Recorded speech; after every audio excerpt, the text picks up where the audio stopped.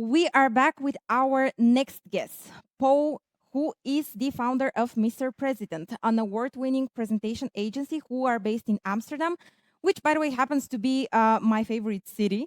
They work with clients like the UN, Nike, PwC, and many more, and utilize Prezi in a tremendous way, and not just actually Prezi. So you will see from his session what I mean by that. Hi, Paul. Hi there. Hi, how are you? As I mentioned already during our backstage, I love your apron. Thanks. So happy to have you here. Now it's up. Now it's off to you. I will be monitoring the questions and comments. So make sure you put any questions you have in the Q&A session in Hopin. I will be monitoring these for Paul, and then he will answer some. So Paul, the stage is yours. Thank you so much. All right. Hi, everyone. So my name is Paul, and 10 years ago, when I was in university, I sort of accidentally founded an agency called Mr. President. And for the past 10 years, our amazing team of presentation designers, developers, and story experts have been helping people and organizations to achieve more with presentations. So I'm very excited to be here today and to share what I've learned along the way. So if you have any questions during my talk, just put them in the chat and I can answer them afterwards. So why am I in a kitchen, you might ask? Well, quite recently, the short answer is that quite recently I realized that creating a presentation and creating a meal actually involves taking the exact same steps. So that's my short answer. But I'll lead up to how I came to that conclusion in my talk, because what I'll do today is I'll share with you our secret recipe for creating successful slides that we use day in, day out in creating presentations for our clients. So what's on the menu for today? I will tell something about how to come up with an idea for a presentation, how to prepare for your presentation, how to cook up your slides, and how to present them with joy. All right, so first thing, coming up with an idea. So you might ask, why do I actually need an idea? And an idea actually has two reasons to be there in a presentation. The first reason is that ideas make stories stick. So picture this, you've created a presentation and you've presented it, and the next day, someone in your audience is asked, what was that presentation about? And if that person in your audience answers with, I have no idea, you actually fail to imprint your idea into the audience head. So that's what I'll be doing today as well. I will try to imprint my general idea into your heads as well. So if tomorrow someone asks, hey, what was Paul's presentation about? You can answer that question. And an idea helps to do that. The second reason to have an idea is because ideas make your life so much more easy. Think of it as preparing a meal, and trust me, I will come back to the meal analogy quite often during this talk. Think of it as preparing a meal, and you really want it to succeed. But your plan of approach is that you're just going to walk into the kitchen. You're going to open some cabinets, put a pan on the stove, throw in everything you can find, and just hope it will taste good. Well, that is often what people are actually doing when creating presentations. They just start without having an idea at first. So an idea makes it much easier because you know what kind of ingredients to get, and you also can formulate a plan to achieve your objectives. All right, so how do you get to an idea? Well, the ideation process, I could have a separate talk on that specifically.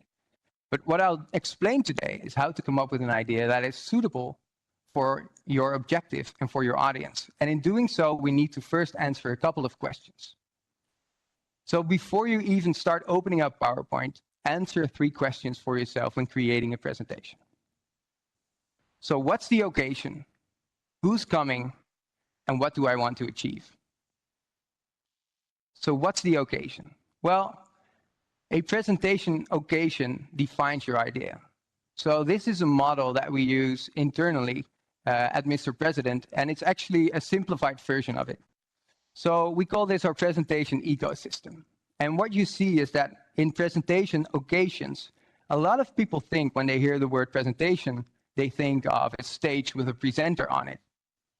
But the majority of the presentations are actually held in meeting rooms or on one-on-ones. So it's good to define what's the occasion that you're actually going to present. Is it internally, a day-to-day presentation that you're probably going to create once and present once as well?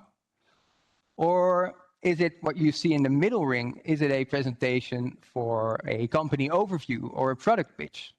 That kind of presentation you create once, but you present that over and over and over again. Or is it a single event that needs to grab the attention? So that could be an event, but it could also be just a single presentation that means a lot to you. So defining your occasion actually helps in defining how you're going to prepare for it. If you're just preparing to create a presentation that you'll be given once internally and that has low importance to you, you don't have to prepare it the same way as you do for your company overview or for a specific event.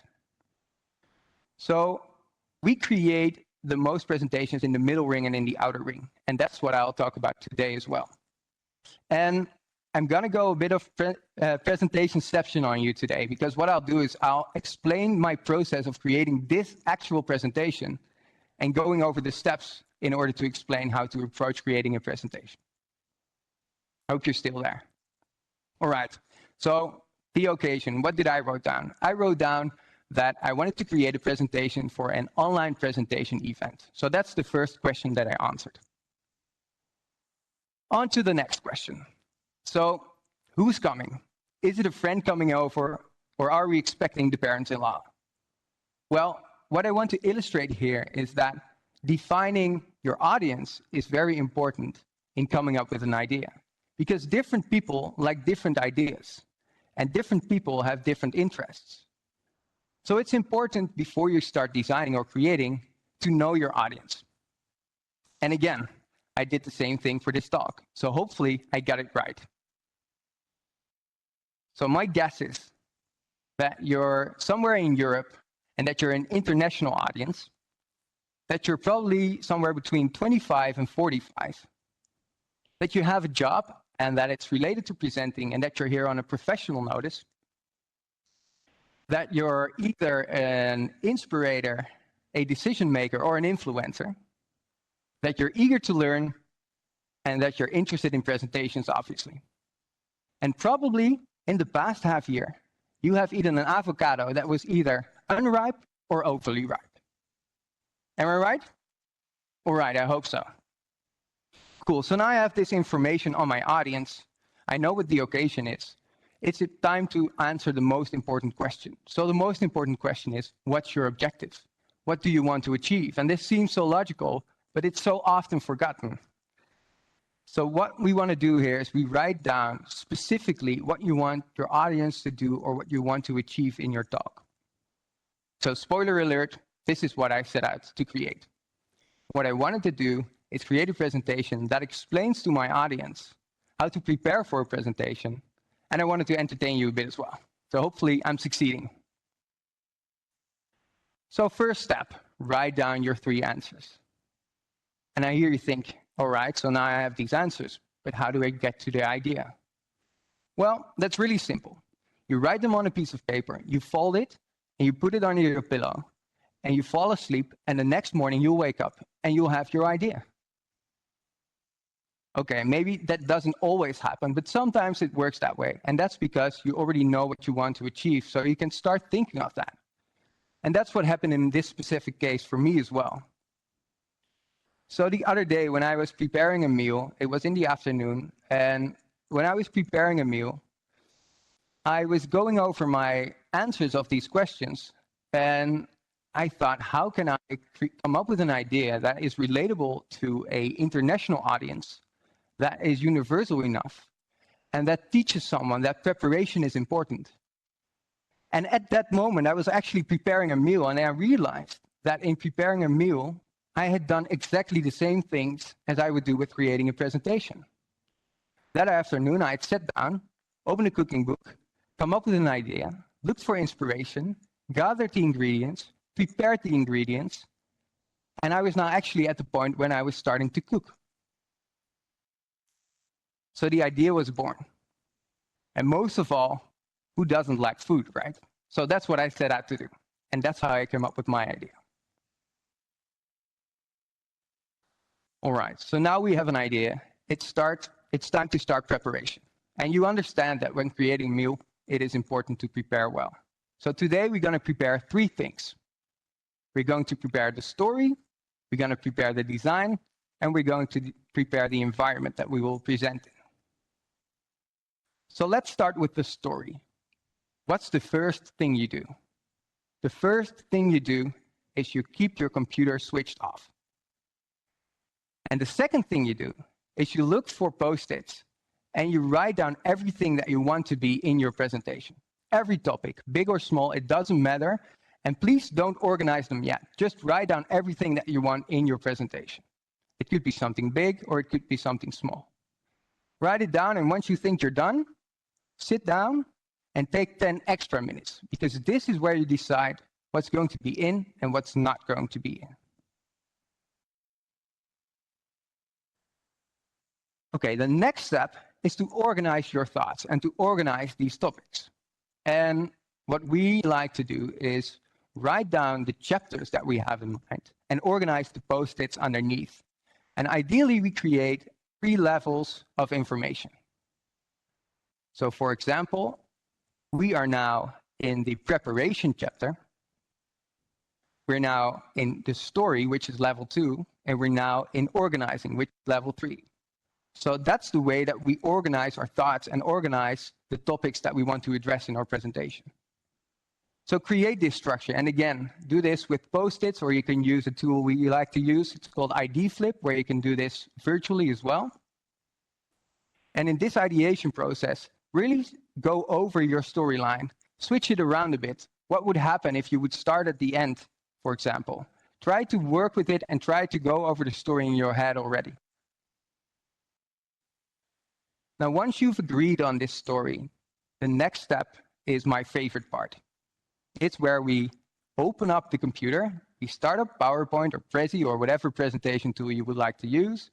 And what you're now going to do is you're going to transform the thoughts that you used, that you wrote down, and you're going to create a slide for every Post-it. So that's what we did here as well. Create a slide for every Post-it.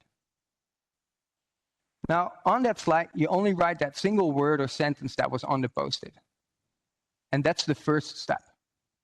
So we like to call this creating a wireframe.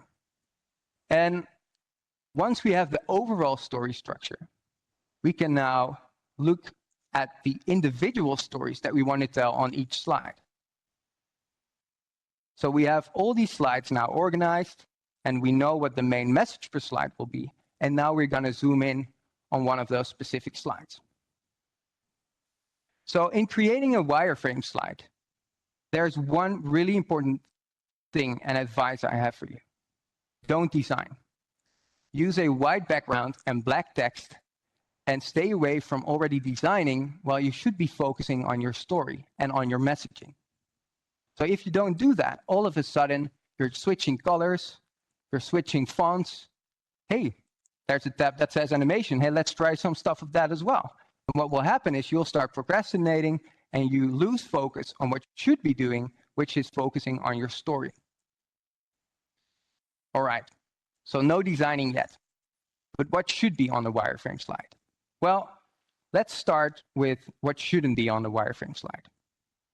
If you open up a PowerPoint slide, for example, there are 2 boxes, one below and one at the top. And there's a mistake that is being made very, very often, and that is that people put the things that should go below at the top. In other words, what people are doing, they put their speaker notes in the actual slide. So why is that a problem? And I like to use an analogy my colleague Maarten, who actually gave a workshop yesterday on this conference, used. He said, imagine that you're in school and your math teacher starts writing down every single word that he's telling on the chalkboard in order for you to understand what he's trying to explain. That would be a miserable experience, and I hope your high school wasn't like that. Now, what your math teacher actually did, he only wrote down what he couldn't explain verbally, and he only wrote down the most important message for you to go over and to understand. So that's what we want to do with slides as well. We only want to include what really matters for you to tell your story. And although I really like this food analogy, I really want to ask you to not write your grocery list on your actual slide. Okay, so what should be on there? On the wireframe slide, you write down everything that you need in order to explain the one message that your slide can have. So you can use text. It could be a big header or maybe an extra single line of text. Or it could be a visual, for example, a picture or a graph or a chart. But the only thing you want to add to your slide is something that actually helps to understand the message of that slide better. That's the only thing that should be on that slide. So don't go looking for images and graphs while you're creating your wireframe. Just write down what that graph or image should tell and look for that afterwards in the design process. Okay, so there's one more thing you should add to your wireframe slide. And that is something that we like to call structure indicators. So structure indicators, you see them here as well on my own slide, are elements that help the audience to understand where you are in your story. And that gives them a safe and secure feeling, and that actually helps them to interpret your story and listen to what you're saying instead of deciphering where you are. So use structure indicators, and structure indicators could be the main topics or the subtopics, but those are consistent elements that you keep using throughout your presentation for your audience to understand where they are. All right, so now actually what we've done is we've created an overall story, an overall storyline, and we have created all our slides on a wireframe basis. So you could say the hard part is already done. So once that's finished, we can start with the next preparation. So the next thing we want to prepare is the look and feel. And this task is really simple. The only thing you need to do is think of your idea. And I explained in the beginning that an idea was really helpful. But it's not only helpful, it's also fun. So for me, when I was looking for inspiration for this presentation, design inspiration, I just Googled a lot of examples on food. So food apps, food imagery, cooking books, all that kind of stuff, food packaging. I looked for inspiration, things that I liked visually, and I just put them on one single slide. So that's the only thing you need to do in this stage. You can just let it marinate there for a while. Okay, so we have the wireframe, we have the look and feel. The next thing and last thing we need to prepare is the environment. So this is often forgotten, and it's very important to properly prepare this. But try to visualize what your experience will be when you're giving your actual presentation. How big is the room? How many people will be there? What will be the difference? Can I walk or can't I walk there? Am I using a projector or am I using a monitor? What cables do I need to hook up my computer? Is there sound?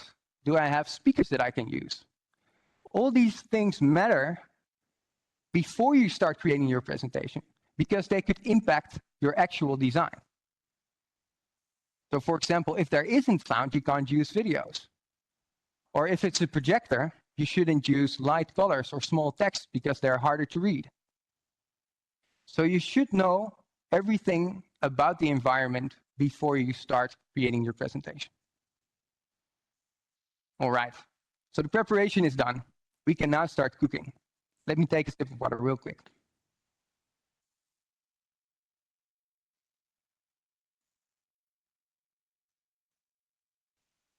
All right, it's time to cook up the slides.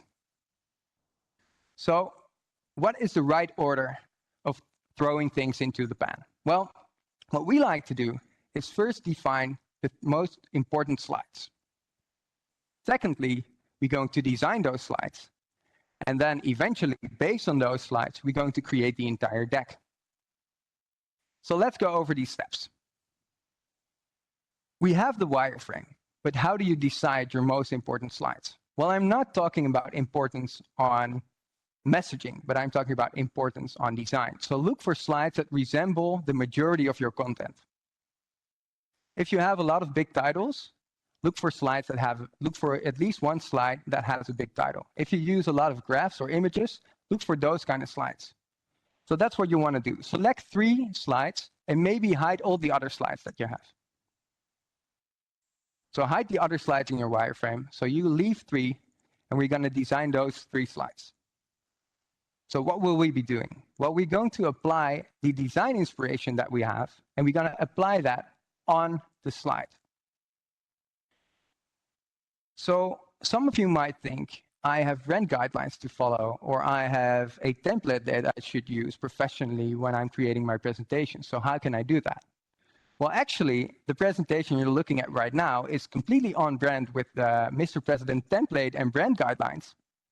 But what I did, because I have that idea of food, I can now apply those brand guidelines to a new concept that I hadn't done before. So that gives way more creative freedom. So I looked for, in my design inspiration, I looked for things that were similar. So I noticed some colors in the images that I selected, some colors were there more than others. So I tried to look for those colors and use them in my presentation. I also, if you look at the visual in the middle, what I really liked was that app feeling of a food app. So I tried to implement those elements in the design of my presentation as well. And what I did as well is that I looked for the way that the images were being treated. So they're sort of polished, and I like that effect. So I applied that to our slides as well. So that resulted in my first designed slide. And what I want to do now is that I want to apply those same design principles to my other 3 slides as well. And one thing that's really important, if I want to do that, is that I do that consistently. So consistency or inconsistency, what do we mean by that? Well, you might have heard about the phrase that good design is invisible.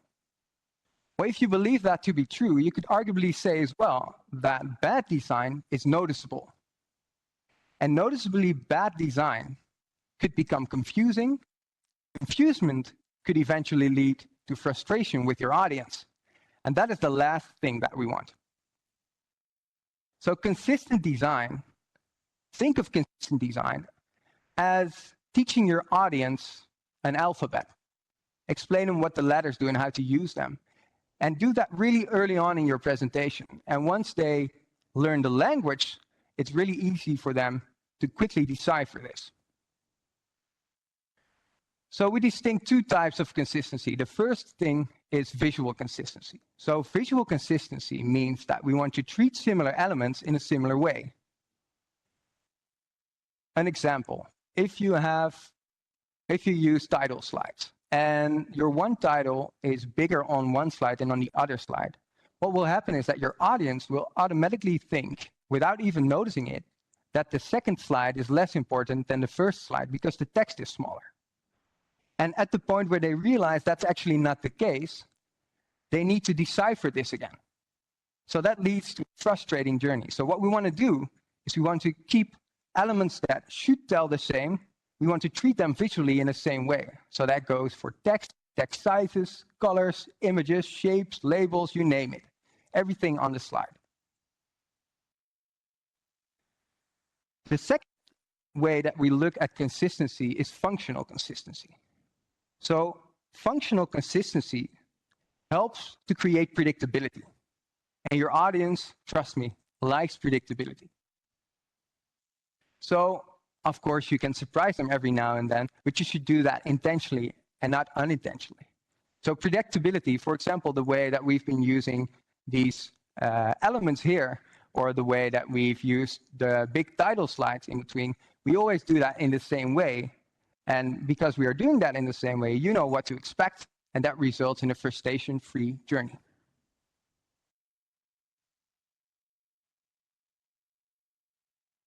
All right, so I created that first slide, and then I've applied the same elements to slide number 2 and slide number 3 as well. And it could result in that some choices you made on the first slide actually don't work on the second or on the third. So you should keep polishing this and work layouts and text and try a bit up to the point where you feel that all 3 slides are consistent. On this, you now have worked out 3 slides, and what we now want to do is work out all the other slides in your deck as well. So what you could do is take a new slide and add sort of the rules that you created for those 3 slides and just write them down. See an example here for the actual presentation that I'm now having. And that helps to create a consistent layout throughout your entire presentation. So you define your own rules and then you apply those rules to everything in your presentation. And then you have a full laid out deck. So that brings me to the last step in the recipe. So that's serving or presenting. And we're at a conference where there are people that have a tremendous amount of knowledge on this specific topic. Our focus has always been on presentation design and creating storylines. But I do want to leave you with one tip or thought on presenting. And that is that I strongly believe that, all right, let's use the analogy one more time. I strongly believe that if you're in a restaurant and in scenario A waiter walks to your table and plates your food, throws it on the table, mumbles something and walks off. And in scenario 2, that same waiter would come to your table, put down the plate, smile at you, and be passionate about at what he's actually serving you. In the second scenario, that food would taste much better. So the same thing applies here as well. If you serve it with joy, then your audience will like it better as well. So please try to serve it with a smile. And voila, now we have our dish. Now we have created a presentation. And I really, really hope that I reached my objective and that I made sure that the next time, in a week from now, or in a month from now, or even a year from now, when you're creating a presentation, you realize that you're actually doing the same things as creating a meal. So first come up with an idea. Then prepare your story, your design, and your environment. Cook up your first 3 slides consistently and then create your entire deck. And do it in such a way that you can't wait to serve it with joy. I want to leave you with one more thing, and that is that we've actually created our recipe for this talk. And you can download the recipe at mrpresident.com, and that's mrpresident with a Z.com/recipe. I hope you learned something today, and I hope you enjoyed it, and I hope you will enjoy the rest of the conference. Thank you so much. Wow. Thank you, Paul, for this great cooking lesson, actually. I really enjoyed it. I think it was, for me at least, it's a great way to combine my hobby with the other thing that I like, which is presentations. So thanks a lot for thinking out of the box for us. And we did a promise in the introduction of the conference, which is that from now on, people are going to look and approach presentations in a totally different way. And I already see here in the comments and in the Q&A section that they already do. So they're like quite impressed with your setup. And there are a lot of questions as to how you did it. So I want to leave it to you to tell how you did the setup and what's behind it. Yeah, I was afraid I would get that question. So what we've done in the past half year is that we've worked closely with a lot of our clients to look for a way to create a similar experience that you would have in a face-to-face meeting or in a real-life meeting and recreate that experience virtually. So what we wanted to do is create a way to have an environment where you can present, like you would do if you would have a face-to-face meeting, and then have your content placed into that environment. And then we actually took that one step further, because what we now can do, since it's virtually, we can blend the content in our environment and play around with that as well. So that's what we set out to create. And we're actually combining multiple tools and approaches. So I'm in front of a green screen right now. And we are using a couple of tools where we are combining that. And we are going to launch that next month. So this was sort of a beta test, and launch it next month as the virtual presentation experience.